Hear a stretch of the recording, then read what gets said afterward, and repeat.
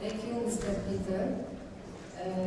نبقى هلا مع الشركة الحدث معنا لليوم بهذا الحفل هي انضمامها لقافلة العاملين في حقل البترول واكتشاف البترول في لبنان بحرا وبرا، شركة NEOS. الأستاذ جيمس هوليس رئيس ومدير تنفيذي الشركة، تفضل.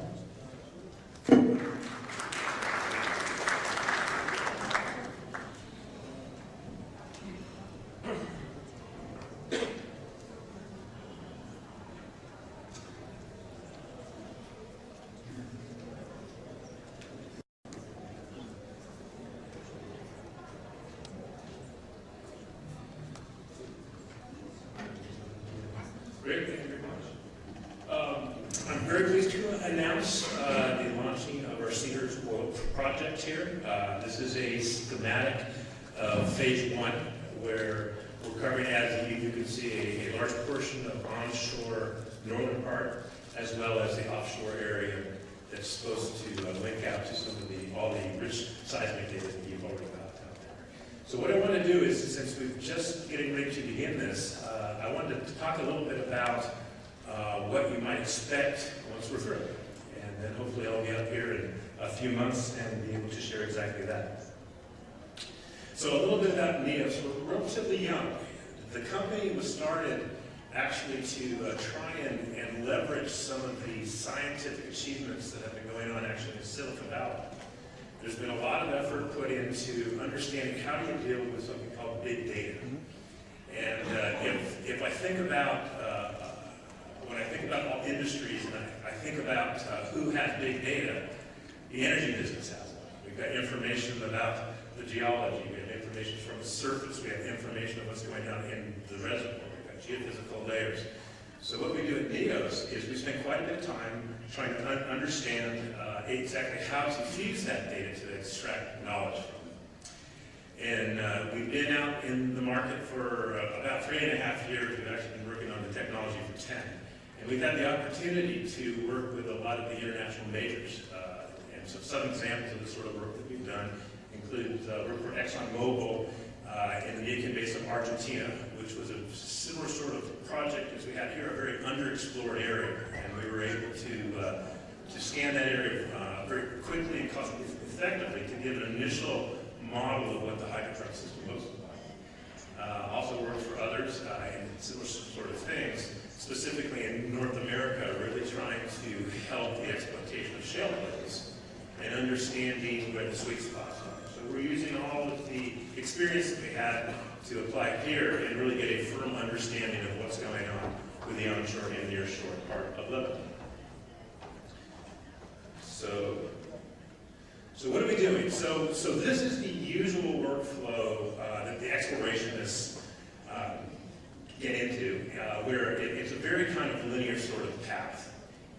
You begin by investing quite a bit of time in understanding the leasing of it, and you do the 2D seismic exploration drilling, followed by 3D seismic, and then either divesting or investing.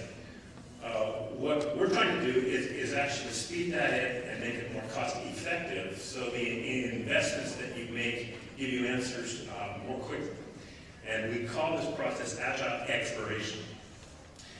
The way we go about doing it is we go to the air, and there's lots of different measurements that you can get from the air. That doesn't mean that you need to get the boots on the ground. Though I'm a big fan of gathering seismic data and drilling wells, there's lots of things that you can get. The analogy that I like to think of is when you go to the doctor. It used to be in the old days, when I was young, you would fall off your bicycle, and your mother would take you to the doctor, and they would take an x-ray. And that would show if you had maybe broken a bone. Nowadays, when my daughter falls off her bike, there's so many other things that you can do. You can do an MRI, you can do a CAT scan, you can do a blood test. All those different things that not only understand what's going on with the structure of the body, but what's going on inside.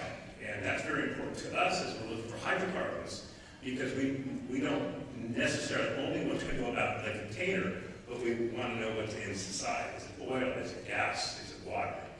So these are things that we are doing. So we're harnessing all these different sort of measurements that include measurements of the gravity field. And what that gives us is what sort of rocks are both at the surface but also down very deep. Same with the measurement of the magnetic field. We can use that to differentiate different sorts of lithologies and help us understand the structure, etc. We're also using something here called hyperspectral, and it's a very more recent tool that uses the sun and the spectrum to basically measure what's at the surface. And what's at the surface is very important to us as geologists because we extrapolate what's there down to what's happening at depth. So we integrate all of this information along with other things that exist already in terms of geology, and geophysics, the 2D seismic, all of that into a synthesized model. So very simply put, it's the airborne plus integration of all the existing data, and then kind of the secret sauce part of what we do. So the hard problem here is how do you quantitatively integrate all this different information that has varying different types of resolution information that's coming from the surface, coming from depth.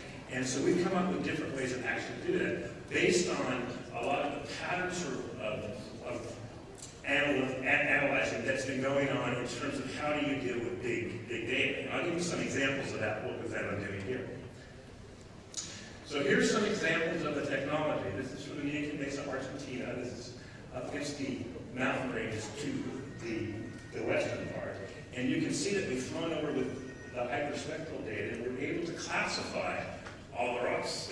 We've gone out and we've actually done geochemistry, so we understand where shales outcrop, what the TOC is, and other things that are important to understand the hydrocarbon systems.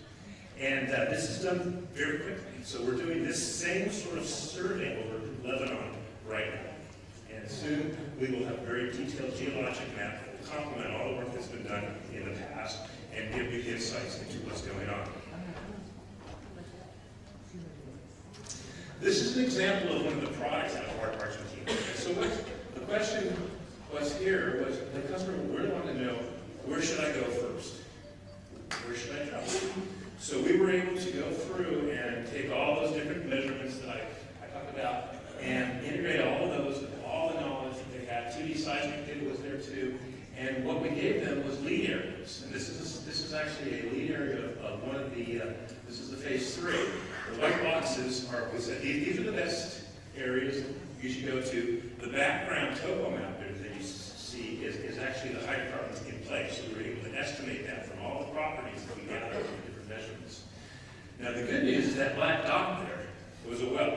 And they drilled it, they finished that about 6 months ago. That is the #1 best well in Argentina for the Vaca Muerta. So we were very excited that we helped them find exactly that. And we're hoping to do the same thing. Understand the areas that are better and not so good, and then have the investments in maybe additional seismic there, drilling wells, etc. It's a way to really triage the information that you have very quickly into understanding what hydrocarbons look like.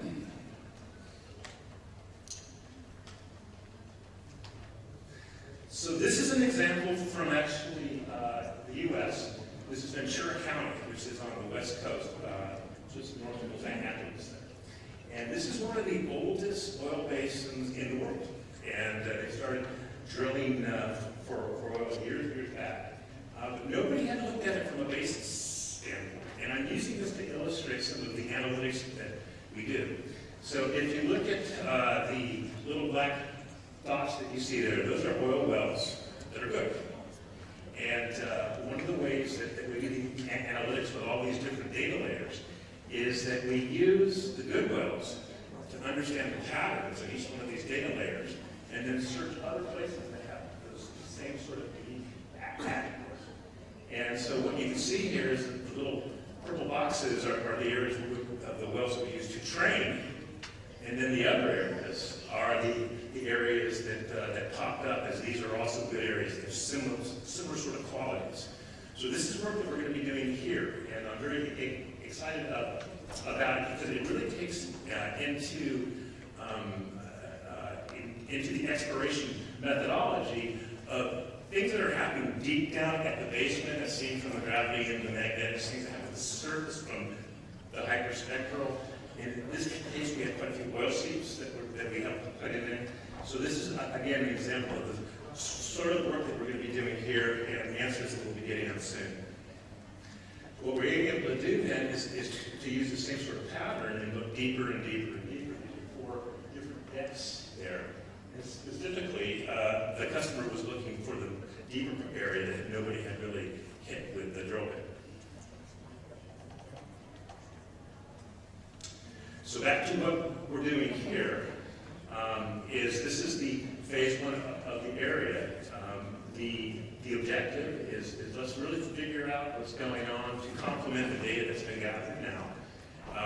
And specifically, a way to augment the 2D seismic, because the data that we gather is infill, meaning that we can use the information here to complement what's been going on there and have a more 3D model, even before we shoot 3D seismic. The other thing is that there's so much rich data offshore that we've made sure that our survey goes offshore and then we can tie the two. And from the learnings from the 3D data offshore, we can use those to extend and extrapolate to the onshore area.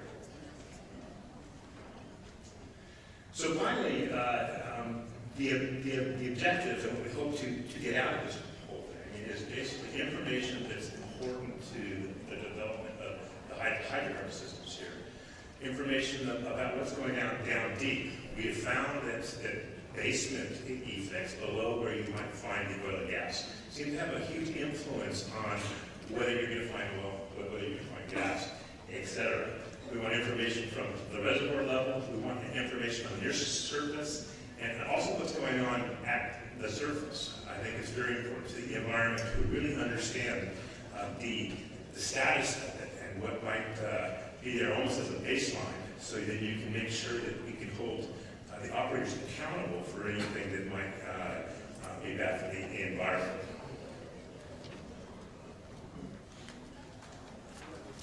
So, lastly, I'd like to very much thank the partners that we've been working with. First of all, the L.P.A. has been great. I really feel that it's a partnership that's going on, and of course, the Petroleum team. So thank you very, very much.